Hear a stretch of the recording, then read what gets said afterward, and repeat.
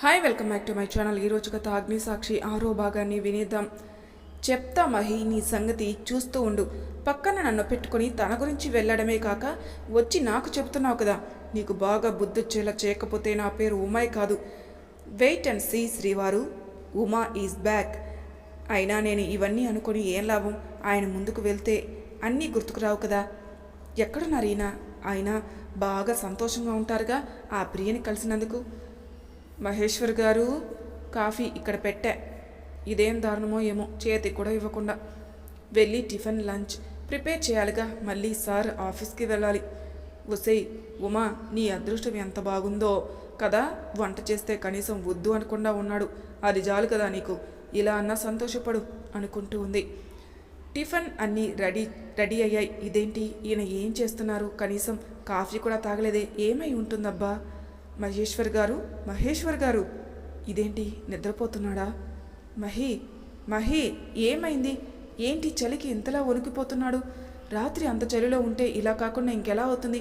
పాపం ఒళ్ళు వేడిగా ఉందే అనుకుంటూ పైన 2 దుప్పట్లు కప్పి, ఇప్పుడు ఏం చేయాలి? నాకు ఇక్కడ ఎవరూ తెలీదే. పోనీ అన్నకి ఫోన్ చేస్తే, వద్దు, తను ఇప్పటికే ఆఫీస్కి వెళ్ళుంటాడు. ఏం చేయాలి?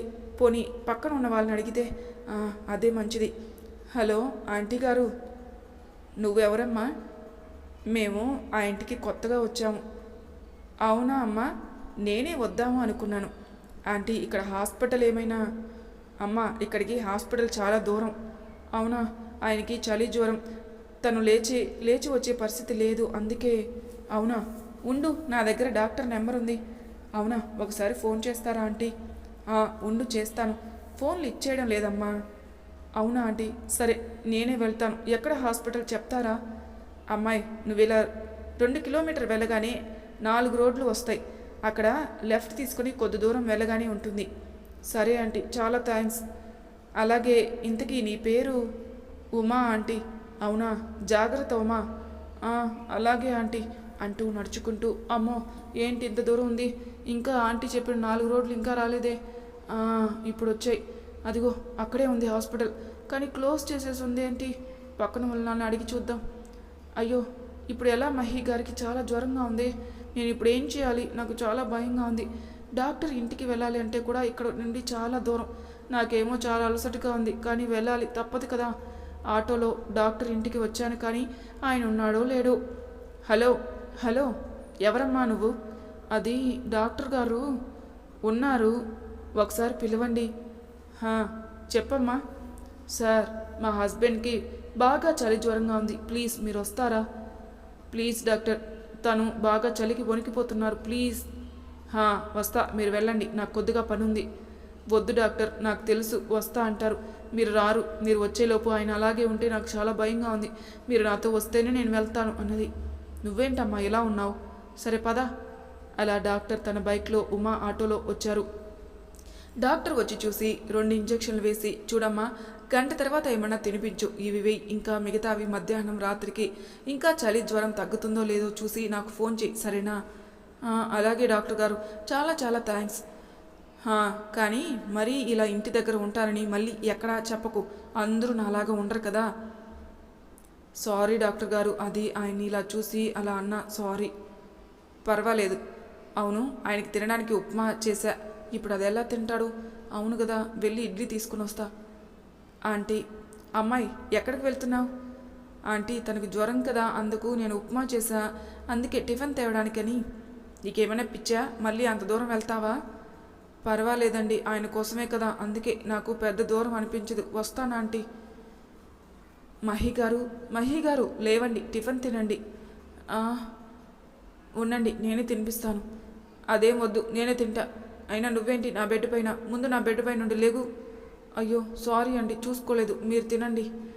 నేను తింటాలి, నువ్వు అర్థమైంది, నేను వెళ్తున్నానులేండి, అక్కడ ట్యాబ్లెట్లు ఉన్నాయి, వేసుకోండి. సరే, ఇదిగోండి. ఏంటండి? థ్యాంక్స్, అక్కడ డబ్బులున్నాయి, తీసుకో. డబ్బులు దేనికి? అంటే వెళ్ళి డాక్టర్ని పిలుచుకొని వచ్చావు కదా, అందుకే. అంటే మీరు నన్ను? అయ్యో అదేం లేదు, నేను అలా అన్నానా? నువ్వు పని మనిషివని, నీకు డబ్బు అవసరం ఉంటుందిగా, అందుకు. కానీ ఇచ్చే పద్ధతి ఇది కాదు అనుకుంటా. మీరు ఇలా చెప్పి ముందు ఇచ్చి ఉంటే చాలా సంతోషంగా తీసుకునేదాన్ని, కానీ ఇప్పుడు అవసరం లేదులేండి. చాలా థ్యాంక్స్ అండి అన్నది ఉమా. నా గురించి నా అవసరం గురించి ఆలోచించినందుకు. కానీ నాకు ఏం అవసరం లేదులేండి, మీరు తిని ట్యాబ్లెట్ వేసుకోండి అన్నది. ఇప్పుడు నేనేమన్నానని తను అలా ముఖం పెట్టుకొని వెళ్ళింది. ఏంటో మరి, ఇలా అనడం కంటే ఒక్కసారి చంపేస్తేనే బాగుంటుంది కదా. నీకు నేను పని మనిషిలాగా కనిపిస్తున్నానా? ఎందుకు నీకు అర్థం కావడం లేదు? నేను నీ భార్యనే, నేను నేను ఎంతగా ప్రేమిస్తున్నా అన్నది నువ్వెందుకు గుర్తించడం లేదు? అంతా నా కర్మ. ఆఖరికి పని మనిషిలాగా కనిపిస్తున్నానా నీకు అని అనుకుంటుంది. ఏం వేసుకోవాలి, ఒకటా రెండా తనని అడిగితే అని అనుకుంటూ ఉండగా మహి, ఇదిగోండి కొద్దిగా పాలు తాగండి, పసుపు వేశాను, మీరు తప్పుగా అనుకోకండి, మీరు అక్కడి వరకు ఎందుకు అని నేనే తెచ్చాను, ఇక్కడ పెడుతున్నా తీసుకోండి. అక్కడున్న రెండు ఇప్పుడే వేసుకోవాలి. మీరు అడగరని తెలుసు కానీ నేను చెప్పాలి, నాకు బాధ్యత ఉంది కదా, అందుకే చెబుతున్నాను, వేసుకోండి అన్నది. నా ఫోను అక్కడుందా? నేను అన్నయ్యకి చెప్పా మీకు జ్వరం అని, తను చెప్తా అన్నాడు. అవును, కానీ నేను తనకు కాదులే, ఇదిగో తీసుకోండి అంటే ప్రియా కంగారు పడుతుంది అని చేస్తున్నాను. మీరు ఎవరికి చేస్తే నాకెందుకు, మీరేం నాకు చెప్పాల్సిన అవసరం కూడా లేదుగా అన్నది ఉమా. మహి ఆశ్చర్యంగా చూశాడు. అమ్మాయి ఉమా ఉమా అంటూ ఆంటీ లోపలికి వచ్చారు. ఆంటీ మీరా, లోపలికి రండి. చాలా బాగుందమ్మా ఇల్లు, ఇంతకీ మీ ఆయన ఎక్కడా? అది గదిలో నిద్రపోతున్నారా ఆంటీ? అవునా? అవును, నువ్వెందుకంత డల్లుగా ఉన్నావు? అదేం లేదాంటీ, మీరు రండి ఇలా కూర్చోండి ఆంటీ అన్నది. నిన్ను చూస్తుంటే చాలా ఆనందంగా ఉంది, ఎందుకో తెలుసా, నువ్వు మీ ఆయన్ని చూసుకున్నట్టే నేను చూసుకునేదాన్ని, అందుకే నాకు మళ్ళీ నీలో నన్ను చూసుకున్నట్టే ఉంది. అవునా ఆంటీ? అవును, అబ్బాయి ఎవరితోనో మాట్లాడుతున్నాడే, అది ఫ్రెండ్ అనుకుంటా ఆంటీ. కానీ నువ్వు జాగ్రత్తగా ఉండు, ఎందుకంటే వాళ్ళ మీద ఉన్న నమ్మకంతో వాళ్ళను మనం పట్టించుకోకుంటే అంతే సంగతులు. నువ్వు జాగ్రత్త. అయినా నిన్ను చూస్తుంటే అర్థమవుతుందిలే, ఆ అబ్బాయి మీద అంత ప్రేమ చూపిస్తున్నావంటేనే తను నిన్ను ఎంత బాగా చూసుకుంటున్నాడో నాకు అర్థమైంది. ఇలాగే ఉండాలి. అదేం లేదాంటీ, మీరేం తీసుకుంటారు, టీయా కాఫీయా? ఇదిగో అమ్మాయి, నువ్వేమిచ్చినా నాకు ఇష్టమే, ఎందుకో నువ్వు చాలా నచ్చేసావు, ఉండండి టీ తెస్తాను అన్నది. అంటూ ఆంటీ ఇల్లును చూస్తూ ఉన్నారు. కానీ ఎక్కడ ఒక్క ఫోటో కూడా లేదు. ఎందుకు లేదు అనుకుంటూ ఉండగానే టీ తీసుకోండి ఆంటీ అన్నది. అవునమ్మాయి, ఏంటి మీ ఫోటోలు అస్సలే లేవు ఒక్కడు కూడా అంటే? అది అంటే ఇంకా ఫ్రేమ్స్ రాలేదంట, అందుకు. ఏంటి ఇంకా రాలేదా? అవును, మీ పెళ్ళయి ఎన్ని రోజులవుతుంది? 2 నెలలు దాటింది. ఇంకేంటి రాలేదంటున్నావు? చూడు, హాల్లో పెట్టు, చాలా బాగుంటుంది, సరేనా? సరే ఆంటీ. సరే నేను వస్తానమ్మాయి. అలాగే ఆంటీ. అయ్యో, ఆయన నిద్రపోతున్నాడా? టాబ్లెట్ వేసుకున్నాడా? నిద్రపోయాడు. ఇంతకీ జ్వరం తగ్గిందా లేదా? చూస్తే నిద్రపోతున్నాడుగా, ఏమవుతుంది? ఇంకా ఉంది, త్వరగా తగ్గితే మేలు కదా. ఇలా ఉంటే అస్సలు బాగోలేదు. మధ్యాహ్నం టైం అయింది, ఈయన ఎలా నిద్ర లేపాలబ్బా? మహి ఏంటి అంటే లంచ్ టైం అయిందిగా, తిని టాబ్లెట్ వేసుకుంటారని. ఇదిగోండి మహి, తినండి. ఏంటి నువ్వు ఇది చేసావు? ఎప్పుడు ఏది చేయాలో కూడా తెలీదా నీకు? ఇప్పుడు ఎలా తినాలి? అంటే మీకు జ్వరంగా ఉందని చేశా. అయితే నీ ఇష్ట ప్రకారం చేస్తావా, నన్ను అడగకుండా?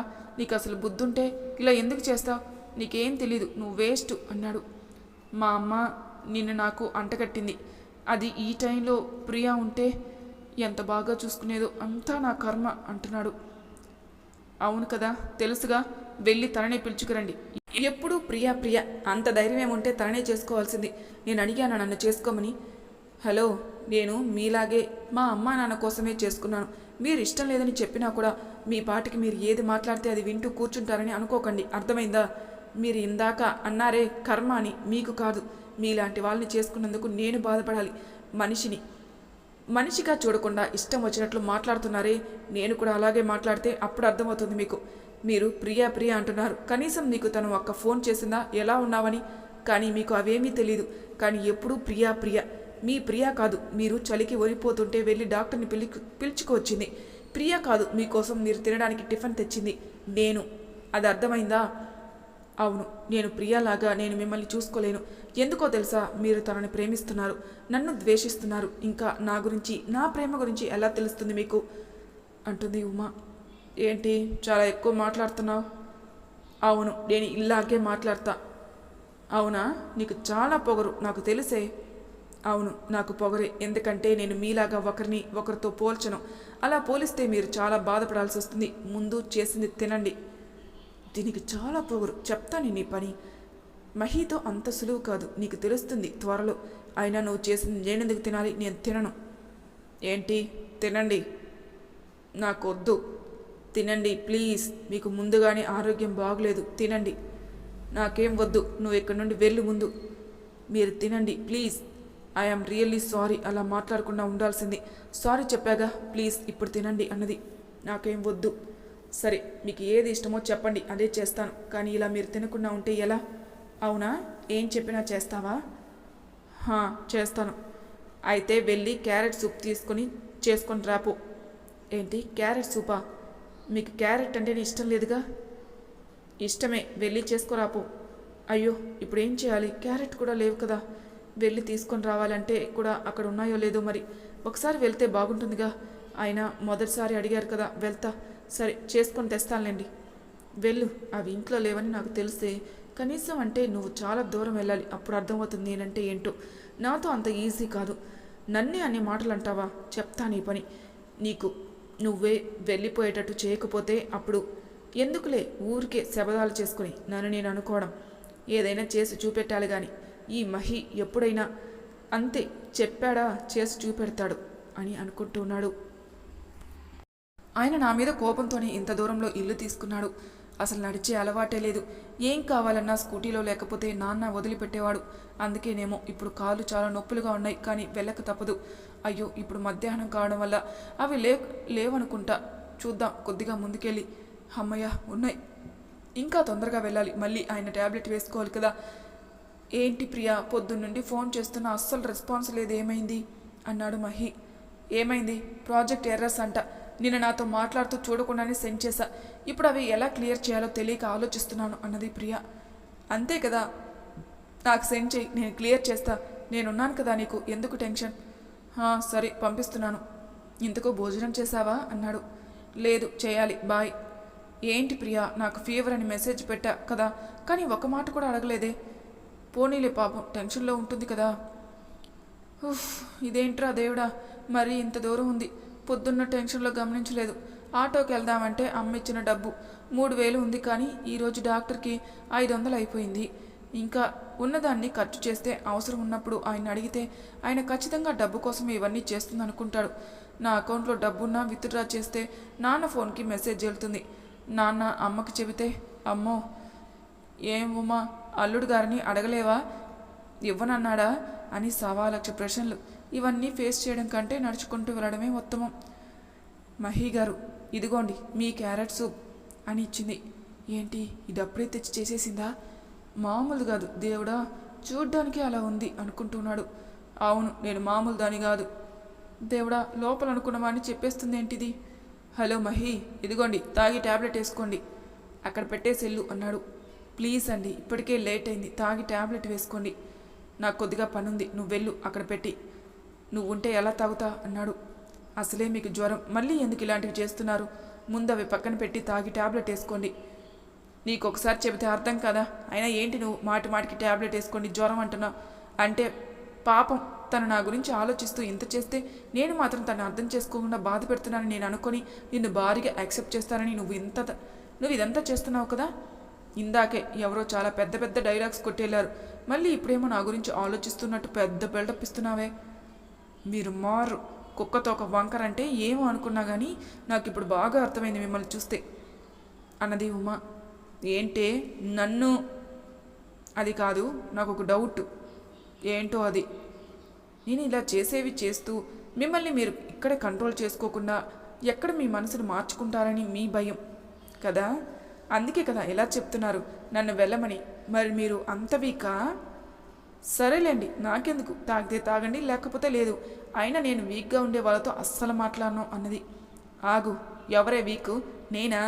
నీలాంటి వాళ్ళు ఎంతమంది వచ్చినా ఈ మహి మారడే. అబ్బో అవునా? సరే అయితే ముందు సూప్ తాగండి, ట్యాబ్లెట్ వేసుకోండి అన్నది. ఇప్పుడే చేస్తా, నువ్వు ఇక్కడే ఉండు, అలాగే చూస్తూ ఉండు. అమ్మయ్య, ఎలాగోలా తాగి ట్యాబ్లెట్ వేసుకున్నాడు, అది చాలు. చాలా నాతో పెట్టుకోకు మహి, ఇక్కడ డూ యూ అండర్స్టాండ్ అన్నాడు. అవునవును, మీ అంత మెంటలు ఎవరుంటారు, మీకే తెలియకుండా మీతో సూప్ తాగించా అన్నది. అది కూడా నేను ఇక్కడే ఉండి. దట్స్ ఉమా. అబ్బో పొగరు, చెప్తా నీ పని. ఇంతలో ఫోన్. ప్రియా, ఇప్పుడే మెయిల్ పెడుతున్నాను చూడు.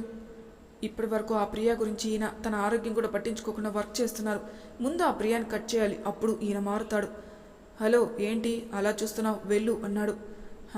సరే వెళ్తానులేండి, ఇక్కడే ఉంటానా ఏంటి? దీనికి ఏం తక్కువ లేదు, వాళ్ళంతా నీకు పొగరే. చెప్తా ఉండు నీ సంగతి. ఏం చేస్తుంది, ఇది కనపడలేదే. అబ్బా అమ్మా అబ్బా అనుకుంటూ ఉన్నాడు. ఇదేంటి ఇంకా రాలేదే, ఏమైందండి? కాలు నొప్పిగా ఉంది చాలా. అబ్బా అమ్మా అంటూ ఉన్నాడు. అయ్యో ఉండండి, నేను చూస్తాను. చూడడం కాదు, ఆయిల్ వేడి చేసి తీసుకొని బాగా మసాజ్ చేయి, అప్పుడు తగ్గుతుందేమో అన్నాడు. సరే అండి, ఇప్పుడే తీసుకొస్తాను. ఏంటి దేవుడా, ఆయనకే అన్నీ రావాలా, పాపం ఎంత నొప్పిగా ఉందేమో అనుకుంటూ, ఏమండి సరిగా పడుకోండి, నేను మీ కాలికి ఆయిల్ రాస్తాను అన్నది. రాయ్, బాగా రాయ్. సరే అండి. పాపం ఉమకి మహి ఆడే డ్రామా తెలియక కాలికి ఆయిల్ రాస్తూ మసాజ్ చేస్తూ ఉంది. మహి మాత్రం అలాగే తనను చూస్తూ చూస్తూ నిద్రపోయాడు. పాపం ఆయన నొప్పి ఎక్కువ అవడం వల్ల నిద్రపోయినట్టున్నాడు. దేవుడా, త్వరగా తగ్గేటట్టు చేయి స్వామి. అబ్బా ఏంటి నేను ఇలా నిద్రపోయానే, తొందరగానే నిద్రపోయానే అనుకుంటూ ఉన్నాడు. ఏవండి ఎలా ఉంది, ఇప్పుడు మీకు తగ్గిందా అని అడిగింది ఉమా. ఏంటి నువ్వు అప్పటి నుండి ఇక్కడే ఉండి? అవునండి, మీరు నొప్పిగా ఉందంటే నేను ఎలా ఉండగలను చెప్పండి, అందుకే ఇక్కడే ఉండి మీ కాలికి బాగా ఆయిల్తో మర్దన చేశా, అందుకే మీకు తగ్గిపోయింది చూసారా. ఇప్పుడు బాగుంది కదా? అవును బాగుంది. నేను ఊరికే చెబితే తను అప్పటి నుండి అలాగే ఉందా? నిజంగానే ఉమా, నువ్వు చాలా తప్పుగా అనుకున్నానే నేను. ఏంటండి బాగుంది కదా, ఉండండి టీ తెస్తాను అన్నది. సరే నేను చాలా తప్పు చేశానే, తను చాలా బాధ పెట్టాను. తను ఇప్పుడు వస్తుందిగా, తనకే చెబుతా. ఉమా వస్తున్నానండి, ఒక 5 minutes. సరే. ఎవరు ఫోను? హలో మహి, నేను ప్రియని. ప్రియా నువ్వా? నీ ఫోను ఛార్జింగ్ లేదు అందుకే. థ్యాంక్స్ మహి, నువ్వు హెల్ప్ చేయకపోతే నా జాబ్ పోయిండేది. Love you Mahi, I love you so much. నిజంగా నువ్వు లేకపోతే నా జీవితం కంప్లీట్ కాదు. Love you so much, love you forever. Mahi ఉన్నావా? ఉన్నాను. అవును, మార్నింగ్ టెన్షన్లో ఉండి అడగలేదు. ఫీవర్ తగ్గిందా? ట్యాబ్లెట్ వేసుకున్నావా? ఇప్పుడు ఎలా ఉంది? నేను చెబితే విన్నావా? వినకుండా వచ్చావు. ఇప్పుడు చూడు ఏమైందో. నీకు అలా ఉంటే నేను ఎలా ఉండగలను చెప్పు. నేను టుమారో మీ ఇంటికి వస్తా. ఇప్పుడు బాగుంది. సరే ఉంటా మహి, ఇది నా కొలీగ్ ఫోన్. ఇంటికి వెళ్ళి మళ్ళీ ఫోన్ చేస్తా. సరే జాగ్రత్త ప్రియా. బాయ్ మహి. నేనేంటి ఇలా చేస్తున్నాను? ఉమకి దగ్గరయ్యి ప్రియకి అన్యాయం చేయలేను. అసలు ఉమా లేకుంటే తనే కదా నా భార్య. ఉమా ఇప్పుడు ఏదో చేసిందని జాలిపడి తనకి థ్యాంక్స్ చెప్పి తనతో చనువుగా ఉండి దగ్గరైతే ప్రియా పరిస్థితి ఏంటి? నేను ప్రేమించిన అమ్మాయిని నేనే మోసం చేసి తన బాధకు కారణం నేనే అయ్యి తన బాధ పెట్టే పరిస్థితి ఎప్పటికీ రానివ్వను. Priya love you so much అనుకుంటూ ఉన్నాడు. మహి ఏం ఆలోచిస్తున్నారు? టీ తీసుకోండి. మీరు పిలిచారు, ఏమైంది? ఏం లేదు, చెప్పండి మహి ఏంటి మహి, నువ్వు మన రూల్స్ మర్చిపోయావా? నేను నా గదిలోకి రమ్మని ఎవరు చెప్పారు? ముందు బయటికెళ్ళు అన్నాడు. అదేంటి, ఇందాక బాగున్నారుగా, మీరు అంతలోనే ఇలా అంటున్నారేంటి? అప్పుడంటే నాకు బాగులేదు, ఇప్పుడు బాగుంది కదా. నీ అవసరం ఇప్పుడు నాకు లేదు, ఇంకా నువ్వు బయటికి వెళ్తే బాగుంటుంది. ఓ అవును కదా, నేనే మర్చిపోయా. సారీ అండి, ఇంకెప్పుడు ఇలా చేయను. మీకు మళ్ళీ ఏమన్నా అవసరం ఉంటే పిలవండి, బయట నుండే మీకు కావాల్సింది చేస్తాను. అమ్మో, ఉమా మామూలు మనిషి కాదు, నన్నే మార్చేస్తుంది ఒక సంఘటనతో.